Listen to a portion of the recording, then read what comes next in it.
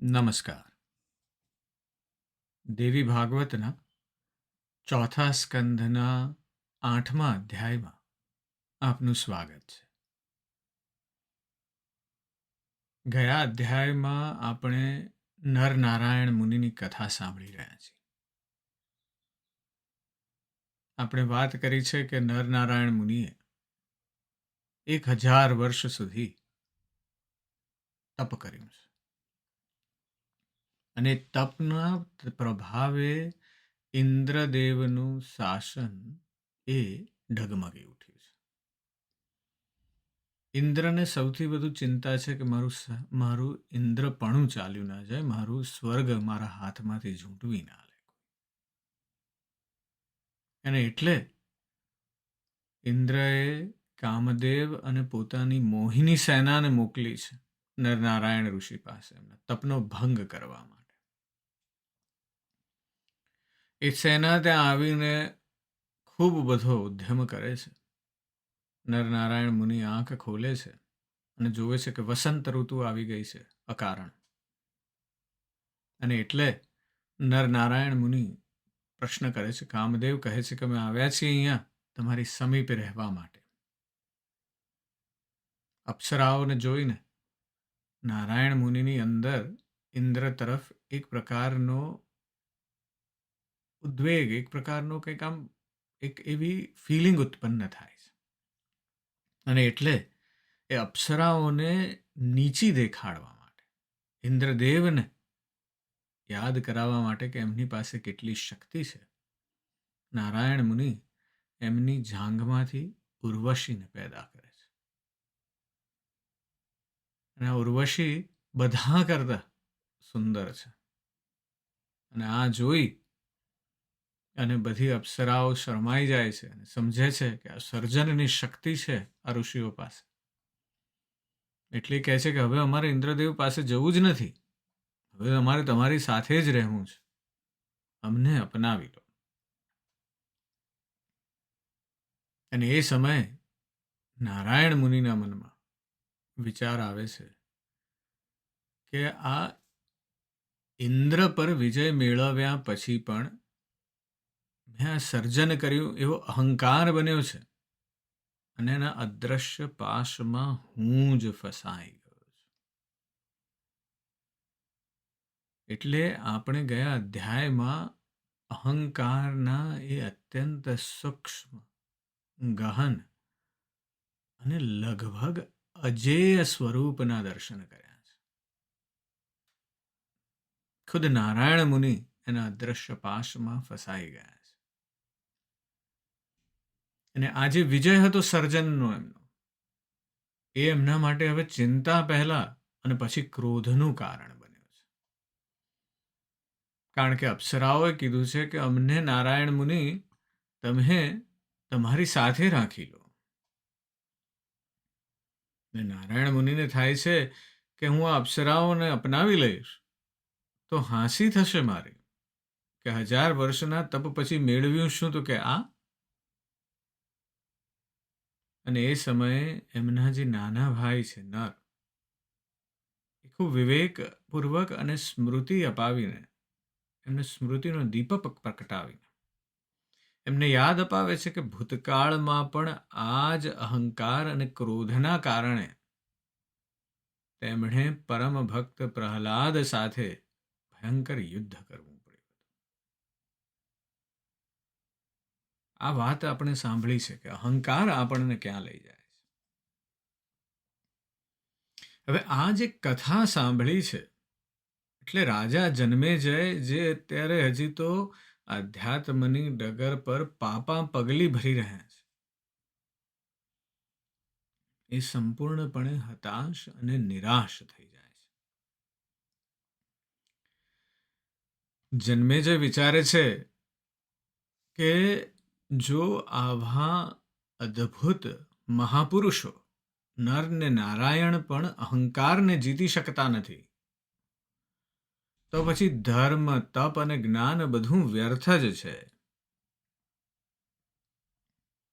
એ હતાશામાં અને નિરાશામાં વ્યાસ મુનિને કહે છે કે આ બધું વ્યર્થ છે. તો અને ત્યારે વ્યાસ મુનિ એને પરમ સત્ય સમજાવે છે. અને પરમ સત્યનું ઉદ્ઘાટન કરતા વ્યાસ મુનિ કહે છે કે આ સંપૂર્ણ સૃષ્ટિનું સર્જન જ માયાના અહંકાર તત્વમાંથી થયું છે.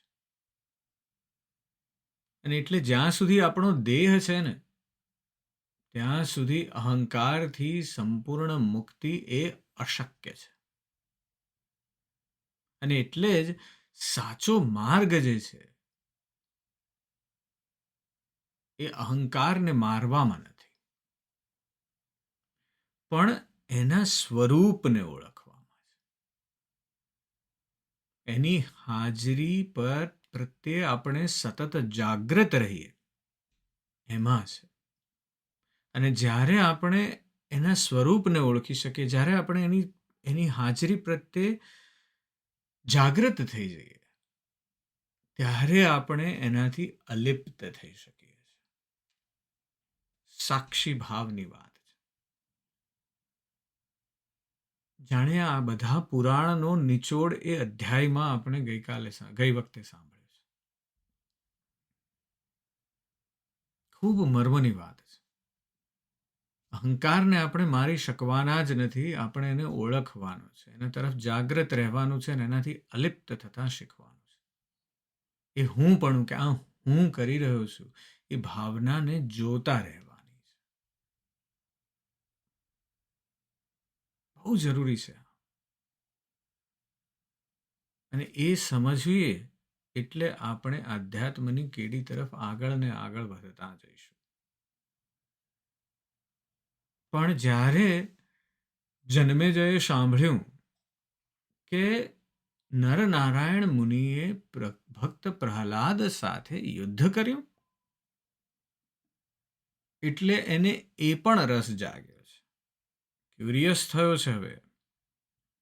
અને એના મનમાં વિચારો આવે છે. એના મનમાં જ્ઞાનની સાથે એક ગહન, અંગત અને હૃદય વિદારક પીડાને જન્મ થાય છે. વ્યાસજીની જોડે વાત કરતા કરતા તે પોતાના પિતા રાજા પરીક્ષિતના કર્મોને યાદ કરી અવિરત આંસુએ રડવા લાગે છે.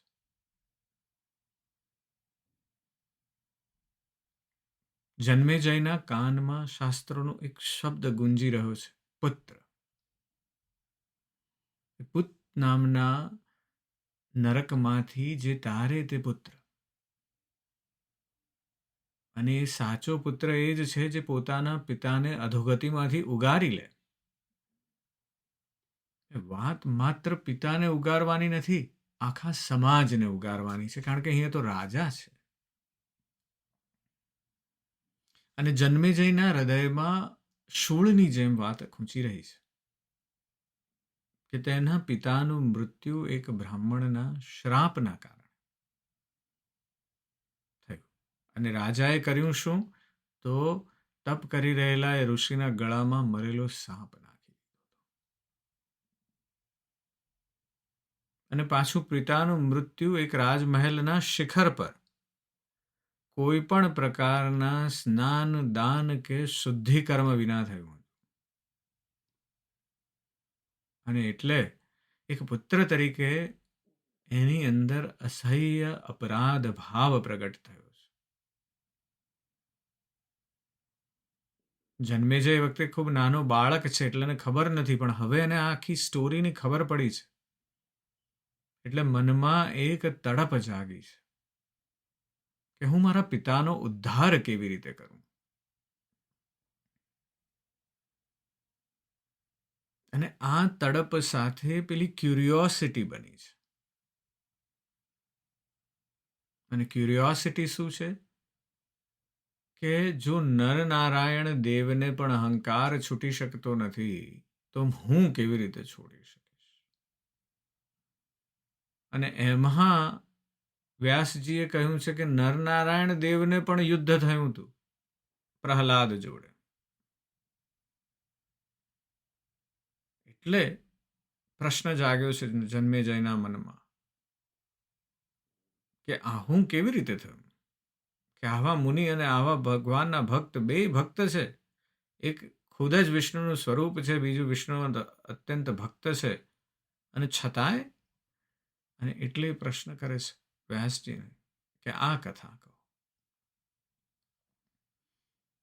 એટલે આપણે આ કથા માટે ભૂલોકમાંથી પાતાળ લોકમાં જવાનું છે. દૈત્યરાજ હિરણ્યકશ્યપુનો વધ થઈ ચૂક્યો છે. આપણે જય અને વિજયની વાત કરી છે. હિરણ્યકશ્યપુ જે છે એ ભગવાનના પાર્ષદ જય અને વિજયનું સ્વરૂપ છે. હિરણ્યાક્ષ અને હિરણ્યકશ્યપુ. અને સનકાદી ભક્તો જ્યારે ભગવાન પાસે જવા માંગતા હતા ત્યારે જય અને વિજય પાર્ષદ તરીકે ઊભા છે ને એમણે રોકી દીધા. અને એટલે સનકાદીએ એમને શ્રાપ આપ્યો કે હવે તમે પાર્ષદ રહેશો નહીં. ત્યાં તો વિષ્ણુ ભગવાન દોડતા દોડતા આવ્યા, માફી માંગી. એટલે સનકાદીએ કહ્યું કે 3 વખત તમારે એવો જન્મ લેવો પડશે, અને એમાં તમે ભગવાન તરફ સંપૂર્ણ હેટ્રેડ રાખશો,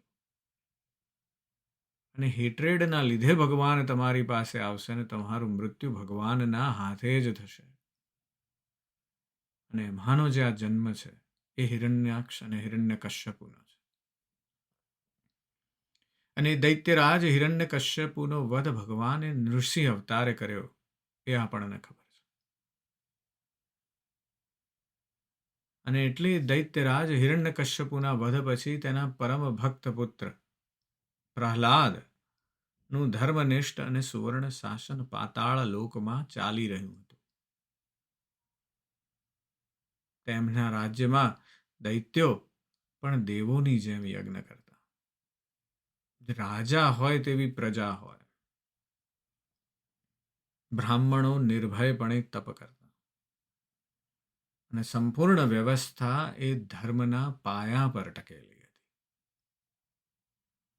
અને આ રીતે પ્રહલાદનું શાસન ચાલી રહ્યું હતું. અને એવા શાંત સમયે પૃથ્વી પર ભૃગુ ઋષિના તેજસ્વી પુત્ર મહર્ષિ ચ્યવન પવિત્ર નર્મદા નદીના કિનારે તીર્થસ્થાન કરવા પધાર્યા. અને જેવી તેમણે નર્મદાના નિર્મળ, પવિત્ર અને ઊંડા જળમાં ડૂબકી લગાવી કે તરત જ એક ભયાનક, મહાકાય અને વિષધર સર્પે તેમને પકડી લીધા અને પાતાળ લોક તરફ એમને ખેંચી જવા લાગ્યો. અને આ ભયાનક ક્ષણે જ્યારે મૃત્યુ સામે હતું ત્યારે ચ્યવન ઋષિએ પોતાના તપોબળનું નહીં પણ પોતાના આરાધ્ય કમળનયન ભગવાન વિષ્ણુનું સ્મરણ કર્યું. અને ચમત્કાર થયો. જેવું ભગવાન જનાર્દનનું નામ ચ્યવન ઋષિના હૃદયમાં આવ્યું કે તે મહાવિષધર સર્પનું વિષ અમૃત જાણે બની ગયું. એની બધી શક્તિઓ ક્ષીણ થઈ ગઈ. સર્પને સમજાઈ ગયું કે આ કોઈ સામાન્ય મનુષ્ય નથી. અને એટલે ઋષિના શ્રાપના ભયથી તેણે ઋષિને પાતાળ લોકમાં છોડી દીધા. અને પોતે પશ્ચાતાપ કરતો અદ્રશ્ય થઈ ગયો.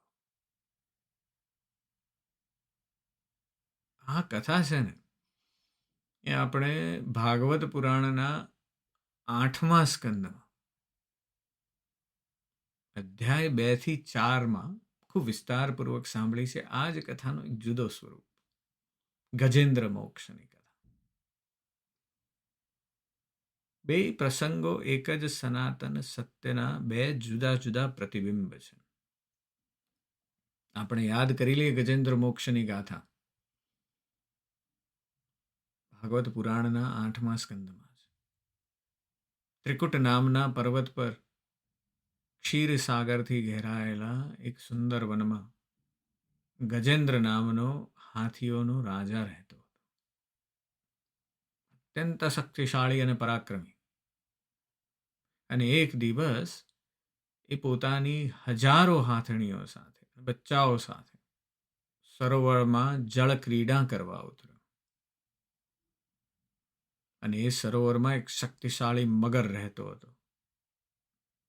એણે ગજેન્દ્રનો પગ પકડી લીધો અને પાણીમાં ઊંડે ખેંચવા લાગ્યો. ગજેન્દ્ર પણ પોતાના બળના મદમાં હતો. એણે બધી શક્તિ લગાવી દીધી અને 1000 વર્ષ સુધી એ ભયાનક યુદ્ધ ચાલ્યું. આ તરફ મગર એને પાણીમાં ખેંચી જાય છે અને પેલી બાજુ ગજેન્દ્ર બહાર આવવાનો પ્રયત્ન કરે છે. પણ મગર તો પાણીનો રાજા છે. ધીમે ધીમે ગજેન્દ્રની શક્તિ ક્ષીણ થવા લાગી અને કોઈ હાથણીઓ, એના બચ્ચા, બીજો પરિવાર કોઈ તેને બચાવી શક્યું નહીં. બધા બસ કિનારે ઊભા ઊભા રડતા રહ્યા છે. અને હવે આ બંને ચિત્ર જે છે, ઋષિ ચ્યવનનું ચિત્ર કે એમને પેલો સર્પ પાતાળ તરફ ખેંચી જઈ રહ્યો છે અને આ તરફ ગજેન્દ્રને પેલો મગર એ તળાવમાં ખેંચી રહ્યો છે. અને બંને ચિત્રોને તમારા પટલ પર એક સાથે જુઓ તો થયું એવું છે કે આકસ્મિક સંકટ આવ્યું છે બે કથામાં. બંને માટે, ઋષિ ચ્યવન માટે ને ગજેન્દ્ર માટે સંકટ અણધાર્યું અને જીવલેણ છે. અને એ સમયે આપણે અહંકારની નિષ્ફળતાને પણ જોઈ શકીએ છીએ. ચ્યવન ઋષિ પાસે અપાર તપોબળ હતું. તેઓ ચાહત તો સર્પને ભસ્મ કરી શકત. ગજેન્દ્ર પાસે હજારો હાથીઓનું બળ હતું. પણ બંનેને સમજાય છે કે પોતાનું બળ જે છે ને અહીંયા વ્યર્થ છે. અહંકાર ને શક્તિ અહીં કામ નહીં આવે. કામ આવશે પરમ શરણાગતિ. અંદરથી આર્તનાદ થયો છે. અને આ જ એ બંને કથાઓનો આત્મા છે. મૃત્યુ સામે છે ત્યારે ચ્યવન ઋષિ પોતાના તપોબળનું નહીં પણ પોતાના આરાધ્ય કમળનયન ભગવાન વિષ્ણુનું સ્મરણ કરે છે. અને જ્યારે ગજેન્દ્રને લાગ્યું કે હવે નહીં બચું, ત્યારે તેને તેના પૂર્વજન્મનું જ્ઞાન યાદ આવે છે. પોતાની સૂંઢથી એક સુંદર કમળનું પુષ્પ તોડે છે અને ઊંચે આકાશ તરફ ઉઠાવે છે અને પોતાની બધી જ શક્તિ ભેગી કરીને હૃદયના ઊંડાણમાંથી ભગવાનને પ્રોકારે છે. નારાયણ અખિલ ગુરો ભગવન વસ્તે. હે નારાયણ, હે અખિલ બ્રહ્માંડના ગુરુ, હે ભગવાન, હું તમને નમસ્કાર કરું છું. અને આવી અંતરથી ઉપજેલી જે ભક્તિ છે એ બંને કિસ્સામાં જેવી શરણાગતિ પૂર્ણ થઈ તેવી જ પ્રભુની કૃપા વરસી છે. ચ્યવન ઋષિના મુખેથી વિષ્ણુ નામ સાંભળતા જ સર્પ વિષહીન થઈ ગયો છે અને તેમને છોડી દીધા.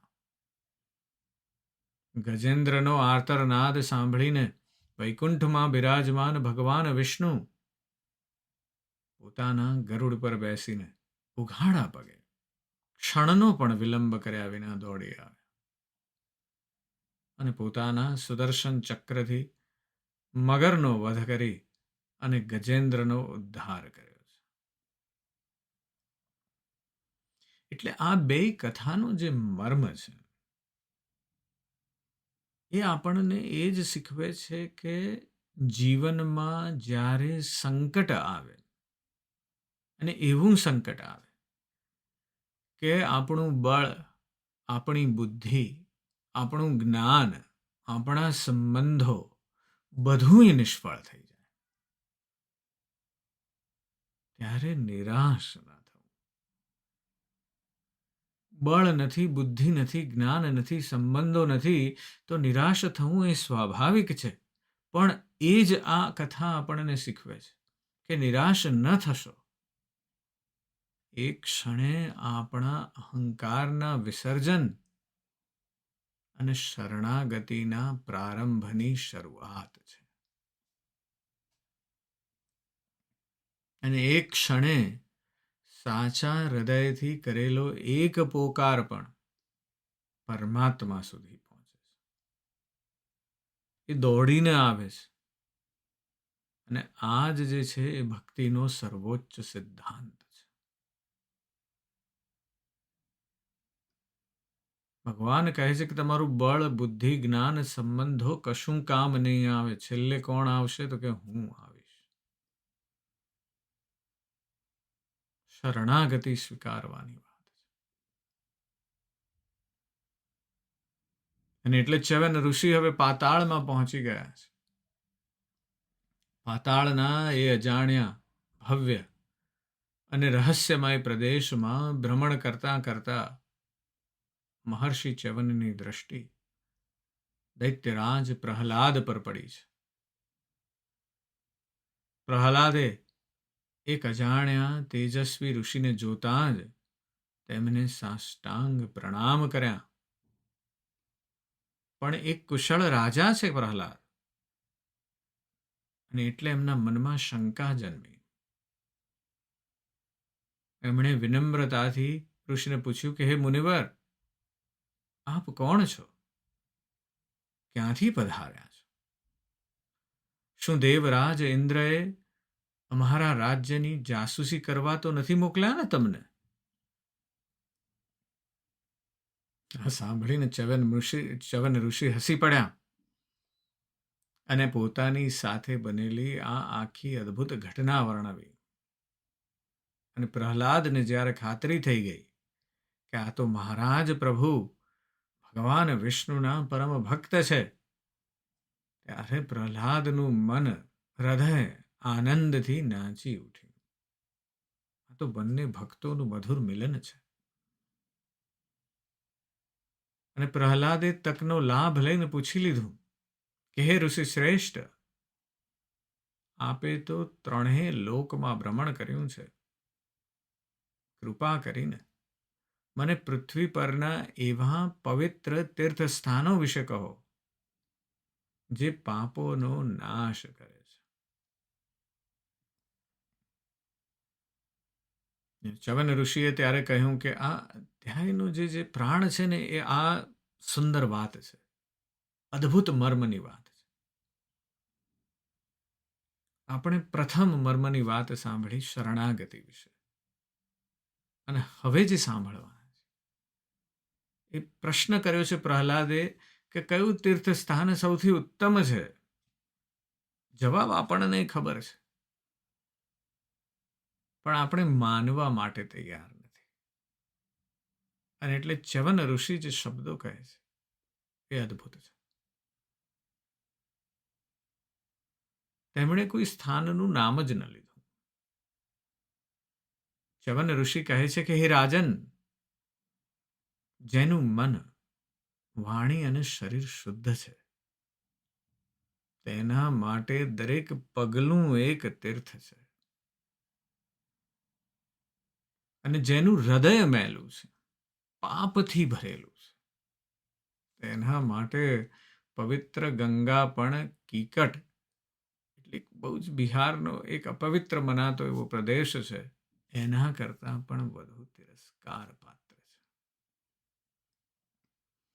આપણને આ ગહન સત્યની ખબર જ છે, પણ આપણે ચારે તરફ શોધતા રહીએ છીએ. અને ઋષિ ચ્યવન એટલે જ કહે છે કે તીર્થ સ્થાનમાં રહેનારા પણ જો છળ કપટ કરે તો તેમના પાપ ક્યારેય ધોવાતા નથી. તે પાપ તો વજ્ર લેપ થઈ જાય છે. કે જેમ ઇન્દ્ર વારુણી, કે આપણે જેને બિટર એપલ કહીએ છીએ, બિટર ગોર્ડ, ઇન્દ્ર વારુણીનું ફળ પાકી જાય ને તો પણ કડવું જ રહે છે. એમ મેલા હૃદયવાળા મનુષ્ય હજારો વાર તીર્થ સ્નાન કરે તો પણ શુદ્ધ થતો નથી. મનની શુદ્ધતાની વાત છે. એટલે ચવન ઋષિ કહે છે કે હે દૈત્યરાજ, જો કલ્યાણ ઈચ્છતા હો તો પહેલા પોતાના મનને શુદ્ધ કરો. મન શુદ્ધ થશે તો જ તીર્થયાત્રા ફળશે. ખૂબ અદ્ભુત, ખૂબ મર્મની વાત કરી છે. અને આ મર્મની વાત અનેક ધર્મોમાં થઈ છે. દરેક ધર્મમાં થઈ છે. ગુરુ નાનક દેવજી કહે છે શીખ ધર્મમાં કે મન જીતે જગ જીત. આટલી જ વાત છે. 4 શબ્દોમાં બધું કહી દીધું. મન જીતે જગ જીત. ગુરુ નાનકજીએ બાહ્ય તીર્થયાત્રાઓ કરતા આંતરિક મનની શુદ્ધિ પર ભાર મૂક્યો છે. મન જીતો જગ જીત.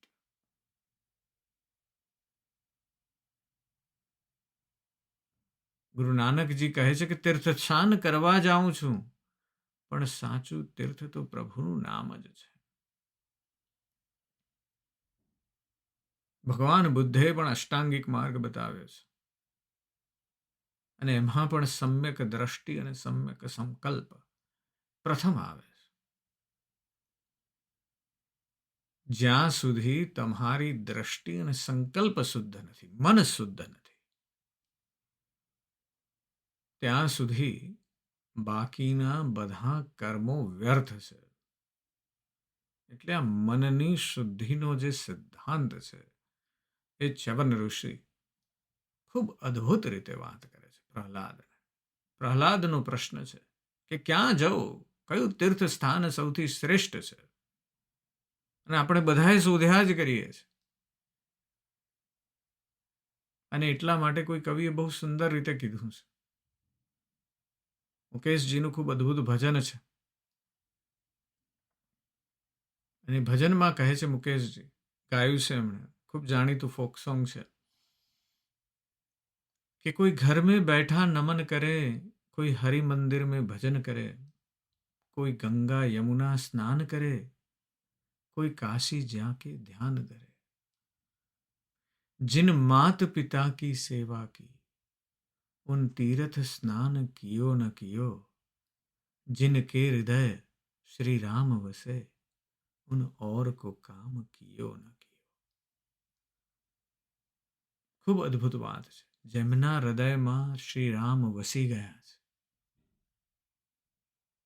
એમણે કોઈ તીર્થ સ્નાન કરવાની જરૂર નથી. એમને ગંગા જમુનામાં સ્નાન કરવાની જરૂર નથી. એમને કાશી જઈને ધ્યાન કરવાની જરૂર નથી. માતા પિતાની સેવા કરી એટલે કામ પૂર્ણ થયું. જિનકે હૃદય શ્રી રામ વસે, ઉન ઓર કો કામ કિયો ન કિયો.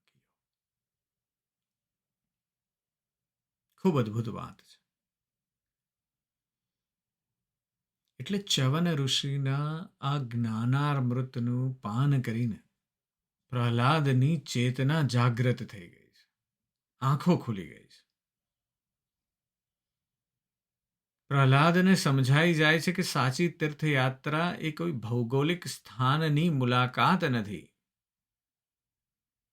પણ ભગવાનના સાક્ષાત્કારની તડપ છે. અને એટલું પવિત્ર વ્યક્તિ છે પ્રહલાદ. અને એ તડપ એમના હૃદયમાં એમને નૈમિષારણ્ય જવાની અને ત્યાં કમલ નયન પિતાંબરધારી ભગવાન વિષ્ણુના દર્શન કરવાની પ્રબળ ઈચ્છા જગાડે છે. પ્રહલાદની અંદર એ ચેતના આવી ગઈ છે અને ચેતના એને નૈમિષારણ્ય તરફ લઈ જાય છે. અને એટલે પોતાના આસુરો અને દૈત્યોને ભેગા કરીને ભક્ત પ્રહલાદ કહે છે કે હે મારા પ્રિયજનો, ચાલો તૈયાર થાઓ. આજે આપણે ભૌતિક સંપત્તિની નહીં, પણ આધ્યાત્મિક સંપત્તિની યાત્રાએ જઈશું. એટલે જ્યારે આપણે યાત્રા કરીએ છીએ, કોઈ કાશી જાય છે ને કોઈ હિમાલય જાય છે ને કોઈ બદ્રીનાથ જાય છે ને કોઈ કેદાર જાય છે ને કોઈ 4 ધામની યાત્રા કરે છે, પણ સર્વપ્રથમ તો મનની શુદ્ધિ કરી છે કે નહીં? અને જો મનની શુદ્ધિ નથી કરી તો યાત્રા નિષ્ફળ ગઈ.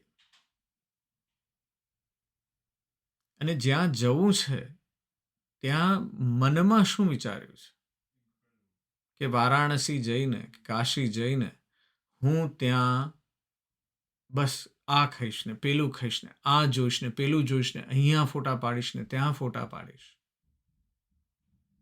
પણ આપણે વિચારવાનું શું છે? હું ત્યાં આધ્યાત્મિક વૃદ્ધિ માટે જઈ રહ્યો છું. એ યાત્રાની જે સંપત્તિ છે એ જુદી છે. અને એ સંપત્તિ આપણે કઈ મેળવવી છે ને એ પ્રમાણે તમારી યાત્રાની સફળતા થશે.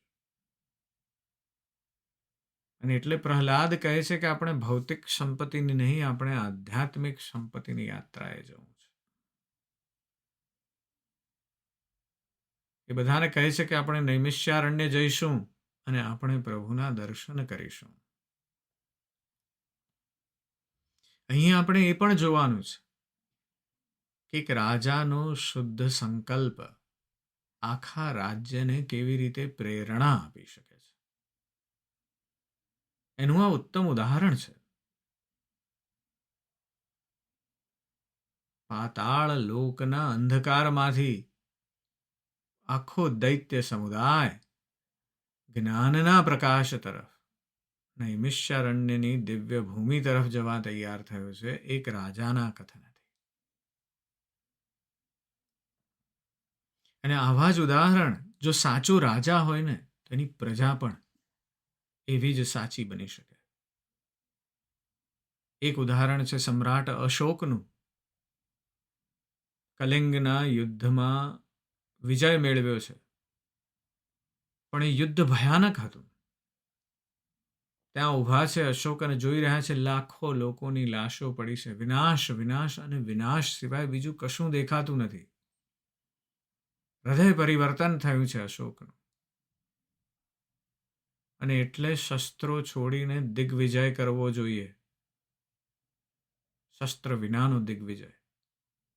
ધર્મ અને કરુણાથી ધર્મ વિજય કરવો જોઈએ એવો શુદ્ધ સંકલ્પ લે છે અશોક. એમણે યુદ્ધ નીતિનો ત્યાગ કર્યો અને શાંતિ અને અહિંસાને રાજ્ય ધર્મ બનાવ્યા છે.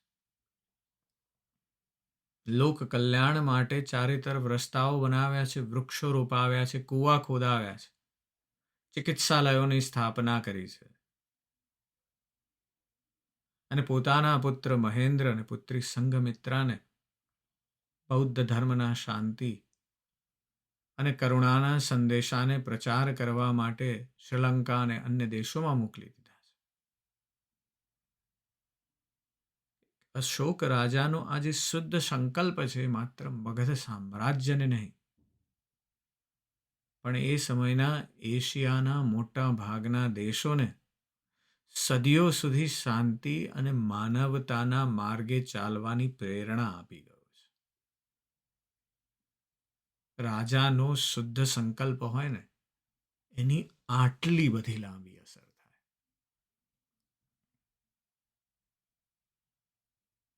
અદ્ભુત વાત છે. આવી જ વાત કોરિયાના ઇતિહાસમાં પણ છે. કોરિયાના ઇતિહાસમાં રાજા સેજોંગ ધ ગ્રેટ નું સ્થાન અત્યંત આદરણીય છે. સેજોંગના સમયમાં કોરિયામાં લખવા માટે ચીની લિપિનો ઉપયોગ થતો હતો.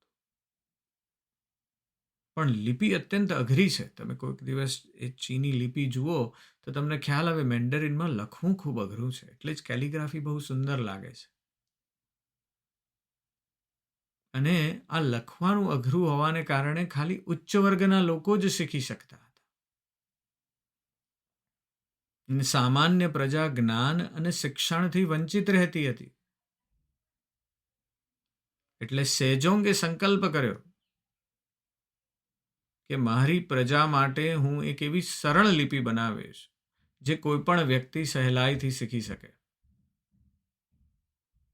અને એટલે એણે વિદ્વાનોની મદદથી હંગુલ નામના એક વૈજ્ઞાનિક અને સરળ લિપિનું નિર્માણ કરાવ્યું. આ લિપિના કારણે કોરિયામાં સાક્ષરતાનો દર નાટકીય રીતે વધી ગયો અને જ્ઞાન સામાન્ય લોકો સુધી પહોંચ્યું. અને આજે પણ કોરિયન લોકો પોતાની ભાષા અને લિપિ માટે ગર્વ અનુભવે છે. અને એનો બધો જે શ્રેય છે એ રાજા સેજોંગના શુદ્ધ સંકલ્પને કારણે, કે જેણે પોતાની પ્રજાને જ્ઞાનનો અધિકાર આપ્યો. એટલે આ બધા ઉદાહરણો આપણને એ જ શીખવે છે કે જ્યારે શાસકનો સંકલ્પ શુદ્ધ, નિસ્વાર્થ અને પ્રજાના કલ્યાણ માટે હોય, ત્યારે તે માત્ર નીતિઓ નથી બનાવતો, પરંતુ સમગ્ર સમાજની ચેતનાને ઉન્નત કરે છે અને ઇતિહાસમાં અમર થઈ જાય છે. એટલે પ્રહલાદે પોતાના અસુરોને અને દૈત્યોને કીધું છે કે ચાલો આપણે આધ્યાત્મિક સંપત્તિ ભેગી કરવા માટે જઈએ. અને એટલે પ્રહલાદને એમના ફોલોઅર્સ એ ભવ્ય અને દિવ્ય યાત્રા શરૂ કરે છે. દાનવો અને દૈત્યો, જેમની દુનિયા ક્રૂર અને પાપી એવું આપણે માનીએ છીએ, તેઓ આજે એક ભક્ત રાજાની આગેવાનીમાં તીર્થયાત્રાએ નીકળ્યા છે. બધા નૈમિષારણ્ય પહોંચે છે. પવિત્ર સરસ્વતી નદીના નિર્મળ જળમાં સ્નાન કરે છે. અને આ સ્નાન એક શારીરિક શુદ્ધિ નહોતી, પણ મનની શુદ્ધિનું, જે ચ્યવન ઋષિએ જ્ઞાનને જીવનમાં ઉતારવાની વાત કરી હતી તેનું પ્રતીક હતું. પ્રહલાદે ત્યાં વિધિવત દાન પુણ્ય કર્યા અને તેમનું હૃદય પરમ શાંતિ અને સંતોષથી ભરાઈ ગયું છે. પણ આ જ શાંતિ એ ભવિષ્યમાં થનારા એક સંઘર્ષની ભૂમિકા બાંધી રહી છે. એની કથા આપણે આગલા અધ્યાયમાં કરીશું. પણ આજના અધ્યાયમાં આપણે ખૂબ બધી મર્મની વાત કરી છે. પ્રથમ વાત કરી છે કે શરણાગતિની જરૂર છે. ધર્મ, શક્તિ, બુદ્ધિ, સંબંધો બધું તૂટી જશે. શરણાગતિથી જ પ્રભુ સાથે બંધાશે. બીજી વાત કરી છે કે તીર્થ સાચું શું છે. મહર્ષિ ચ્યવન ઋષિ કહે છે પ્રહલાદ સાથેના બહુ જ અદ્ભુત સંવાદમાં કે સાચું તીર્થ કોઈ ભૌગોલિક સ્થળ નથી, પરંતુ શુદ્ધ અને નિર્મળ મન છે, જેનું હૃદય પાપ અને છળથી ભરેલું છે.